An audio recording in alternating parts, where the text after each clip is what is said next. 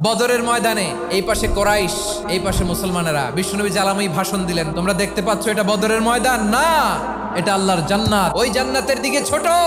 বিশ্বনবীর কথা শোনা মাত্র সাইয়েদনা উমাইর ইবনুল হুমাম বললেন বাখ বাখ, মানে চমৎকার। বিশ্বনবী বললেন মা ইয়াহমিলুকা আলা কওলিকা বাখ বাখ ইয়া উমাইর, আমার এই কথা শুনে তুমি কেন বললা বাখ বাখ? ইয়া রাসূলুল্লাহ, আপনার এই কথা শুনে আমি বড্ড খুশি হয়েছি, আর আমি প্রত্যাশা করছি আমি যদি ওই জান্নাতের মালিক হতে পারি তাহলে কতই না ভালো হতো। সুবহানাল্লাহ বলেন। বিশ্বনবী বললেন উমাইর আনতা মিন আহলিহা, তুমি ওই জান্নাতের অধিবাসী, তুমি জান্নাতি। উমাইর চিন্তা করলেন আমি জান্নাতি, নবীর মুখ দিয়ে যখন বেরোইছে ওই জান্নাতে তো আমার ঢুকতেই হবে, কিন্তু হাতে 3টা খেজুর খেয়ে যদি জেহাদের ময়দানে যাই তাহলে জান্নাতে যেতে তো দেরি হয়ে যাবে।